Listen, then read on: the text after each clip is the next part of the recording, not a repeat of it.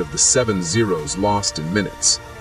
He imagines the pilots who once mocked the ungainly wings now staring up at an F4U diving toward them like a hawk with steel feathers. He imagines the shock and the fear.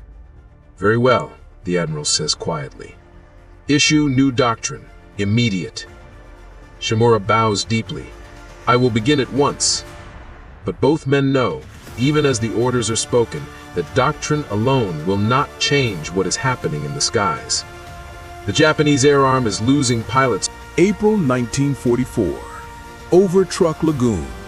The largest Japanese naval stronghold in the Central Pacific lies quiet beneath the morning haze. Too quiet for what once was the Gibraltar of the Pacific, a fortress swarming with aircraft, destroyers, and submarines. Today, the silence is broken only by the distant thump of anti-aircraft guns firing at shadows. Far above the lagoon, VMF 224 escorts an American bombing formation, their Corsairs cruising in disciplined lines. From this height, almost 24,000 feet, you can see the lagoon's full circle, the harbors, the coral reefs, the once mighty airfields now pitted by craters. Captain Warren Kincaid adjusts his oxygen mask and scans the horizon. He knows Truk is wounded. He also knows wounded animals can still bite. "Keep sharp," he radios to his flight. "They still have teeth down there." But as the sun rises, the truth becomes clear. The Japanese response is scattered, disorganized, thin. Only a few fighters claw their way up. Then, the radar warning hits.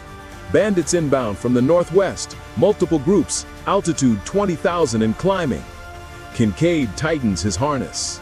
"Devils, push up 3,000, let them reach us."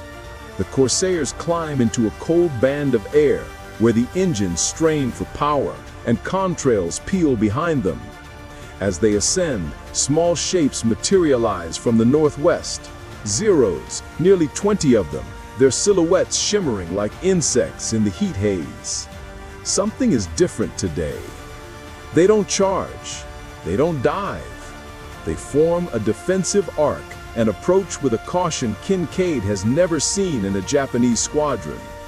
He realizes immediately, this is a new tactic, a response to the kill ratios that have torn through their ranks, a sign that the mockery is gone, replaced by discipline, by fear. Kincaid steadies his breathing. "Do not break formation," he orders. The Zeros continue to climb, but they are struggling. Their engines wheeze at this altitude. Their pilots fight stiff controls. The Corsairs, by contrast, cut through the thin air with predatory ease. At 22,000 feet, the lines finally intersect. Kincaid sees the Japanese flight leader, a decorated ace, Lieutenant Hiroshi Tateyama, push ahead slightly, signaling his pilots. They intend to force a turning fight, the Zeros' only remaining advantage. "Not today," Kincaid mutters. He pushes the throttle forward and his Corsair surges ahead, refusing the turning trap. Instead, he cuts across the formation with a high side slice, forcing Tateyama to react. The Japanese leader banks sharply, but the Zero bleeds speed instantly. Kincaid snaps up and over. Gravity pulls the F4U down like a hammer. His guns thunder. The tracers walk across the Zero's fuselage, punching through thin aluminum, shredding the cockpit. Tateyama's aircraft bursts into flame before spinning violently downward, smoke billowing behind it. The Japanese formation wavers. Just for a heartbeat. But that heartbeat is enough. The Corsairs dive in from above in synchronized pairs, attacking with practiced strikes, never turning, never allowing the Zeros to draw them into a horizontal fight. They hit vertically, dive through, climb back up, and strike again. A Zero tries to climb after one of the F4Us. It stalls. The Corsair loops around and disintegrates it with a 2-second burst. Two more Zeros choose to flee, diving toward cloud cover. But the Corsairs drop after them with terrifying control, their wings screaming through the air as they overtake the fleeing aircraft with ease. Another kill, another plume of smoke. Within 4 minutes, the sky becomes a graveyard of spiraling aircraft trails. The Japanese formation is shattered. Those who survive flee into the haze, not attempting re-engagement. Kincaid banks back toward the bomber formation, breathing hard. He asks, "Status." "All Corsairs accounted for." The radio crackles again as another pilot adds, "Multiple splashes, no damage on our side." Kincaid glances down at Truck Lagoon below. The once feared stronghold now looks small, diminished, a giant with broken arrows. And he thinks of all the early war reports where Japanese pilots mocked American fighters, where Zeros were said to dance circles around anything painted in blue, where the Corsair was dismissed before it even arrived. But that era is finished. The Pacific battlefield is different now. The hunters have become the hunted, and the bent-wing fighter that once drew laughter now brings silence. A heavy, fearful silence. April 1945. Over Okinawa. The sky is a boiling mass of smoke, cloud, and drifting ash. Below it, the largest amphibious assault of the Pacific War churns forward, hundreds of ships firing, landing craft weaving between coral reefs, the thunder of naval artillery shaking the sea itself. And above it all, the Corsairs rule the sky. VMF 323, the Death Rattlers, launches from Kadena Airfield in rapid succession, their blue fuselages streaked with dust and oil from days of non-stop operations. Lieutenant Tom Rayburn pulls his F4U into a hard climb, joining his wingman as they rise through a thin cloud layer into a world of smoke pillars and distant explosions. Rayburn has been flying since the Marshall Islands. He has faced Zeros, Tonys, Oscars. But today, he faces something far more dangerous. Kamikazes. "Eyes up," he radios. "Command reports multiple inbound groups, low altitude, fast movers." The American fleet below strains every gun mount skyward, searching for the telltale glint of diving aircraft. Radar screens buzz with frantic activity. Then, the warning comes. "Raid incoming from the northwest, estimated 30+ bogeys." Rayburn flips his safety off. His Corsair feels heavy with ammunition, 6.5 caliber guns fully loaded, extra fuel in the drop tank slung beneath the fuselage. A hunter, built for endurance, for punishment, for dominance. But today, the enemy will not run. They will die trying to kill. Rayburn scans the horizon. He sees them. A loose, ragged formation, Zeros, Oscars, and several heavily loaded K-84 Hayates. Some are fitted with bombs, others with no landing gear. All are flying low and fast, skimming the waves toward the U.S. fleet. "Death Rattlers, dive! Target the lead elements!" Rayburn knows is over, the Corsair plunging like a falling anvil. The airframe trembles as speed surges past 350 knots. His guns blaze, tearing into the lead aircraft, a Zero carrying a 500-pound bomb. The explosion blossoms into a fireball, shockwaves rattling his cockpit. Another kamikaze breaks left. Rayburn follows. You can almost feel the weight of the Corsair pushing into its dive, the wind screaming across its wings, the engine roaring like a furious animal. The Japanese pilot sees him coming and jinks desperately, but the F4U is too fast, too stable, too unforgiving. Rayburn fires. The Zero's wing ruptures. The bomb tears free and drops harmlessly into the sea. The aircraft cartwheels into the waves. Two more slip past, aiming directly for a destroyer below. Rayburn's wingman, Lieutenant Charlie Gator Mills, dives after one of them, pushing his Corsair so hard the wings groan under the strain. He fires at near point-blank range. The kamikaze turns into a streak of black smoke before crashing short of the target. But one aircraft, a K-84, stays alive. It weaves between bursts of flak, climbing suddenly and rolling into a steep dive, a perfect attack run. Its pilot, a veteran, disciplined, committed, locks on to the silhouette of an American radar picket destroyer. Rayburn sees it. He throws his Corsair into full power climb, the engine howling as he pulls into a near vertical ascent. His vision narrows, his muscles strain against gravity. The world becomes a blur of smoke and sunlight. And then he reaches the K-84's blind spot. He rolls inverted, stares down through his canopy, and fires. The tracers rip through the Hayate's spine, cutting it cleanly in half. The forward fuselage bursts into flame and spirals away. The rear section falls backward, tumbling like debris. Rayburn pulls up sharply, his heart pounding. Below, the destroyer continues firing, still alive.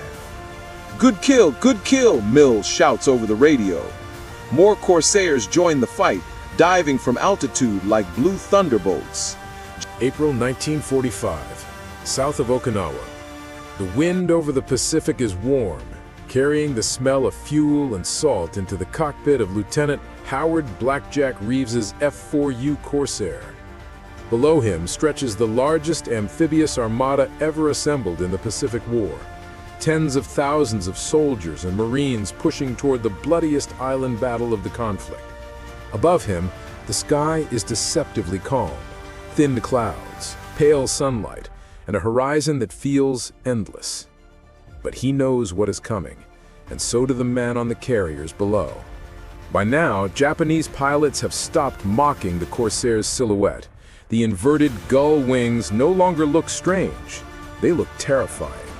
Every pilot who survives a brush with the whistling death reports the same thing. It climbs too fast, dives too hard, turns tighter than it should, and hits like a sledgehammer. Reeves hears the warning crackle through his headset. Raid incoming! Bearing 045! Multiple bogeys! Fast! His heartbeat steadies. He pushes the throttle forward. The Corsair roars like an animal unleashed. 11,000 feet above the American fleet, dozens of Japanese aircraft appear. Some older Zeros, some fast Ki-84 Hayates, and, mixed among them, a handful of kamikaze attackers diving low. Reeves watches sunlight flash off their canopies. His squadron, VMF 312, fans out in a wide arc, forming a net of blue-gray wings. Japanese pilots once joked that the Corsair looked like a bird that crashed before takeoff. Today, they attack with grim silence. The enemy formation breaks. Fighters climb toward the Corsairs. Bombers and suicide planes streak downward toward the ships, engines screaming. Reeves banks hard left, drops into a shallow dive, and lines up the first Zero he sees. The enemy pilot tries to climb, but he is misjudged. The Corsair accelerates like a falling star. Reeves squeezes the trigger. 6.5 caliber guns ignite, and the Zero dissolves into a cloud of fragments and fire. He climbs again, blood drawn back into his chest by the G-forces, and scans. Below him, a kamikaze streaks toward the destroyer USS Hazelwood. Reeves rolls inverted and plunges. The Corsair howls. Air pressure slams against the canopy. He can feel the frame shudder as the wings slice through the dive. The kamikaze grows larger in his sights, white headband fluttering in the open cockpit, engine pushing to its last ounce of power. He fires. The first bursts miss. The second rip through the left wing root. Then, the third burst hits home. Fuel, metal, and fire erupt outward. The Japanese plane breaks apart, crashing into the ocean in a boiling plume. Reeves pulls up, breathing hard. 3 more bogeys dive past him. His wingman screams through the radio, "2 on my tail!" And the crackle of panic tells him everything he needs to know. Reeves banks toward the voice. 2 Hayates chase his wingman in a spiraling dive, their 20mm cannons flashing. He closes distance fast. The first Hayate pilot sees him and breaks away, but the second is locked in. Reeves fires a long burst. .5 caliber tracers walk across the fuselage, shredding fabric, punching holes in metal. The Hayate bursts into flame, rolls over, and tumbles into the sea. His wingman levels out, shaken but alive. But the raid is not over. More kamikaze break through the defensive screen. On the horizon, columns of smoke rise from ships under attack. Corsair after Corsair dives to intercept, the sky becoming a vortex of contrails, explosions, and burning aircraft. Reeves climbs for altitude, scanning, searching. Then he sees it. A lone Zero, fast, low, committed, heading straight toward the USS New Mexico. Too far for a clean intercept, too low for an angle advantage. And yet, he pushes the throttle beyond military power. The engine screams, the plane vibrates, strained to its limits. Slowly, inch by inch, he closes the gap. The Zero pilot glances back. For a brief second, their eyes meet across 100 yards of open air. There is no mockery in the Japanese pilot's face, only acceptance. Reeves fires. The Zero disintegrates just seconds before impact, crashing into the waves in a violent spray. The USS New Mexico remains untouched. Reeves pulls out of the dive, shaking, breath raw in his throat. He looks down at the fleet below, thousands of lives depending on each interception. The Corsair circles overhead, engine humming, wings gleaming in the sun. No one mocks the gull wings now. In the final months of the Pacific War, Japanese pilots come to fear what the silhouette means: speed, power, and a pilot who will not let them through. The Corsair has become what its designers always believed it could be: a sky-clearing predator, the dominant fighter of the Pacific. May 1945, east of Okinawa. Dawn emerges through a curtain of low clouds, staining the sky with pale streaks of orange. The sea below is restless, rolling under the weight of a war that has dragged across half the world. On the deck of the USS Bunker Hill, crewmen move with quiet urgency. Refueling lines, ammunition belts, last-minute checks. It still smells of burned aviation fuel from the kamikaze strike that nearly took her out of the fight earlier in the campaign. But today, her flight deck is alive again. Rows of F4U Corsairs sit poised, steel muscles tense, engines rumbling, propellers cutting the morning air into a rhythmic thunder. Pilots climb ladders and settle into their cockpits with practiced precision. Among them is Captain Daniel Hawkeye Mercer, a VF-84, a veteran of the Marshall Islands, the Marianas, and now Okinawa. He knows this will be one of their last major sorties. He also knows the Japanese homeland is preparing its final defense. The call comes over the deck speakers. Launch! Launch! Launch! Mercer pushes the throttle forward. The Corsair leaps from the deck, dives for a second, then claws into the air with a surge of power that presses him into his seat. Behind him, more fighters rise until the entire squadron forms a layered escort over the fleet. Their target is a cluster of airfields still launching last-ditch strikes toward the American invasion force. With each day, the kamikaze attacks become more desperate and more deadly. Every fighter destroyed on the ground means one less pilot diving toward the fleet. Mercer levels off at 12,000 feet, the Corsair's wings gleaming like curved blades in the rising sun. Ahead, columns of smoke rise from Okinawa's South Ridge. Navy ships pound Japanese positions with naval gunfire. The flash is visible even at altitude. The island looks like it is on fire. His wingman, Ensign Robert Tin Man Hale, breaks the silence. Multiple contacts, 11 o'clock high. Mercer shifts his gaze. Specks, growing larger. Zeros, Key 84 Hayates, older Key 43 Oscars, anything that can still fly. A formation of more than a dozen fighters moving directly toward the fleet. Mercer feels a familiar tension tighten his chest. Angels 11, we intercept now. Corsairs dive as one. The Japanese formation breaks apart instantly. They know the reputation of the F4U. They know what those wings can do in a dive. They scatter, trying to lure the Corsairs into turning fights, hoping to use agility as their shield. But the days when this tactic worked are long gone. Mercer pulls into a climbing spiral, using the Corsair's immense engine torque to swing the nose inside a Ki 43's turning circle. The Japanese pilot reacts too late. Mercer's guns erupt in a violent burst, and the Oscar bursts into flame, wings snapping off as it spirals downward. Tin Man dives on 2 Zeros, chasing another American fighter.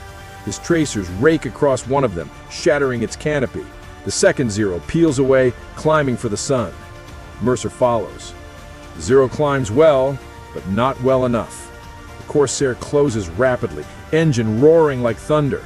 At 15,000 feet, the Japanese pilot stalls out, wings wobbling. Mercer fires a perfectly timed burst. The Zero shudders, nose dips, and it falls away into a fatal spin. He scans. Dozens of contrails twist across the sky, arcing, crossing, spiraling trails that mark life and death duels. Below him, a kamikaze breaks from the melee at full throttle, diving for the destroyer USS Drexler. Corsairs try to close, but they are seconds too slow. The plane hits. A fireball erupts from the ship's midsection. Smoke pours upward, black and violent, as the Drexler lists hard to port. Mercer watches in tight, agonized silence. They saved many. They could not save all. He forces his focus back to the fight. 3 more Japanese planes make a final charge toward the fleet, low, fast, weaving through anti-aircraft bursts. Corsairs scream downward to intercept them. One by one, they fall under the torrent of .5 caliber fire, crashing into the sea in violent plumes. When the last enemy aircraft plunges beneath the waves, the radio is filled with ragged breathing, clipped confirmations, and the trembling relief of men who have survived another hour. The sky. July 1945, Ulithi Atoll. The lagoon is calm, so calm it looks like polished glass. Carrier Task Force 38 rests at anchor, its decks quiet, its crews catching a rare breath before the next operation against the Japanese mainland. The air is heavy with humidity, the scent of diesel fuel drifting lazily across the water. On the deck of the USS Bennington, Captain Mercer stands beside his Corsair, hands resting on the cool metal of the fuselage. The gull-wing fighter glints in the sunlight, its deep navy paint faded by salt, wind, and months of unforgiving combat. It is scarred, bullet holes patched, panels replaced, soot marks still clinging to the exhaust stacks. But it has never flown better. Around him, ground crews work in a measured rhythm, checking guns, tuning engines, tightening bolts. The urgency of Okinawa has eased, but no one here believes the war is close to ending. Rumors circulate about the Japanese homeland, aircraft hidden in mountain caves, reserves of kamikaze pilots waiting for the final American push, new secret weapons. If the invasion of Japan proceeds, the Corsair will lead the charge. Morning, Captain. Tinran approaches, carrying 2 cups of strong, bitter Navy coffee. He hands one to Mercer and leans against the Corsair's landing gear. You think they've got anything left up there?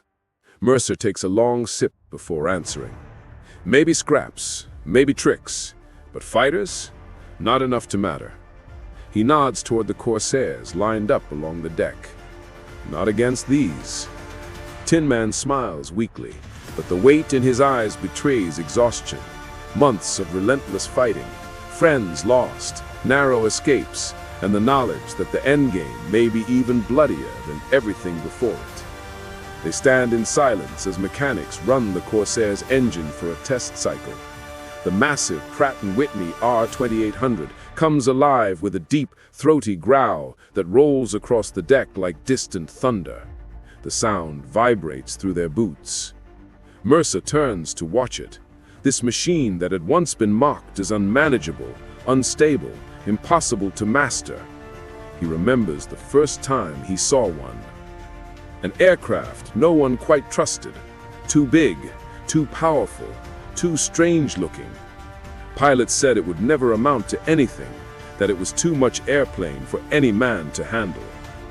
But now? Now it has one of the highest kill ratios in aviation history.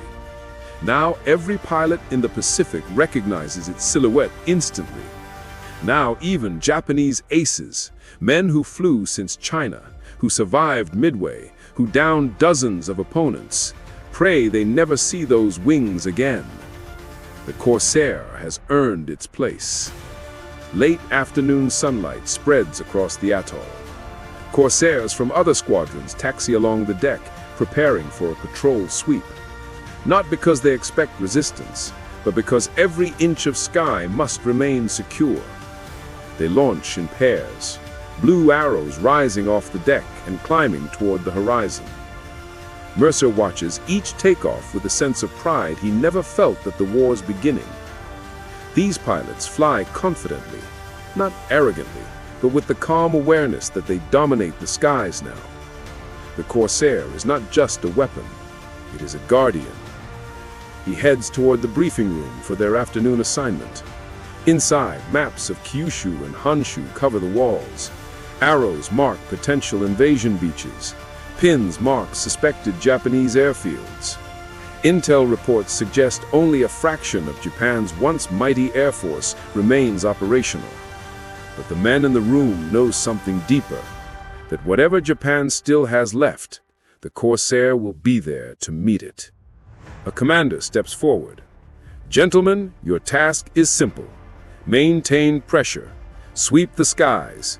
Keep our recon birds safe. No surprises. A few pilots chuckle. Since Okinawa, the Japanese skies have offered no surprises at all. Mercer returns to his plane at dusk. The Corsair sits alone in a pool of fading light, nose pointed toward the sea as if waiting for the next mission. He climbs into the cockpit and rests his hands on the control stick, feeling the familiar fit against his gloves. In the stillness, he imagines the final battles ahead. Japan's mountains, its crowded valleys, its fortified coasts. He imagines the Corsair diving, climbing, turning, striking. He imagines its roar echoing across the homeland as it once did across the Solomons, the Marshalls, the Marianas, and Okinawa. Then he imagines something else. A future where the war is over. A future where the Corsair is remembered not as an odd-looking prototype, but as the aircraft that broke the back of Japan's air arm, that protected the fleet in its darkest days, that seized control of the Pacific sky and never gave it back. He powers down the switches one by one. The engine falls silent, but the legacy of what the Corsair has done and what it still might do echoes in the quiet that follows. Tomorrow they fly again, and until the final shot of the Pacific War is fired, the F4U Corsair will remain the hunter of hunters. August 5th, 1945, over the Philippine Sea. The sky is a pale, blinding blue, clean, cloudless, stretching unbroken from horizon to horizon. Below, the vast fleet of Task Force 38 cuts through gentle swells, carriers and battleships gliding forward with the slow certainty of giants preparing for the decisive blow of the war. Captain Mercer sits strapped into his cockpit, the canopy open as warm air drifts across the deck of the USS Bennington. His Corsair is armed, fueled, and gleaming, an apex predator waiting for the hunt. The squadron forms up beside him, engines idling, their exhaust shimmering in the heat. But something feels different today. For weeks, patrols have found nothing in the skies over Japan's approaches. No interceptors, no reconnaissance flights, no kamikazes rising from the sea lanes. The enemy's silence is louder than any gunfire. Yet command insists, one more sweep, one more flight to ensure the path ahead is clear. The launch officer signals. Mercer lowers his goggles and pushes the throttle forward. The Corsair leaps off the deck, nose dipping before the wings bite into the air and carry him upward. His squadron joins him in a climbing arc, 12 blue silhouettes rising against the empty sky. They level off at 15,000 feet, forming a loose combat spread. Eyes open, Mercer radios. though he knows it is mostly formality. If Japan still has fighters left, they are well hidden. The horizon remains empty. Below them, the waters of the Philippine Sea shine like molten glass, reflecting the Corsair shadows as they sweep north. In the distance, faint gray shapes mark the first tendrils of the Japanese mainland, mountain peaks veiled in mist, coastlines jagged and foreboding. Hail breaks the silence. "Boss, you ever think it would get like this? All this sky and no one left to fight?" Mercer considers his answer carefully. This is what air dominance looks like, when the enemy stops challenging you. "But that's the strange part," Hale replies quietly. "They used to throw everything at us. Everything. Now, nothing." Mercer knows what he means. The Corsair has not just defeated Japanese fighters, it has erased them from the air. The loss of experienced pilots, the destruction of fuel reserves, the relentless pressure of American carriers, all of it has reduced the vaunted Japanese air arm to ghostly remnants. They fly on. Minutes turn into an hour. The sun climbs, turning the world into a harsh glare of light and shadow. The Corsairs weave through the warmth rising off the sea, their engines humming in perfect unison. Then a voice crackles through. "Contact, low, 3 o'clock. Mercer snaps his head right. And there it is. A solitary aircraft. Old, slow, barely maintaining altitude.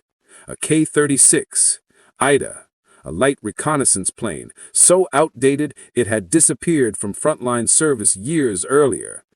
The fabric on its wings flutters, its engine sputters. It flies alone, as if lost in time.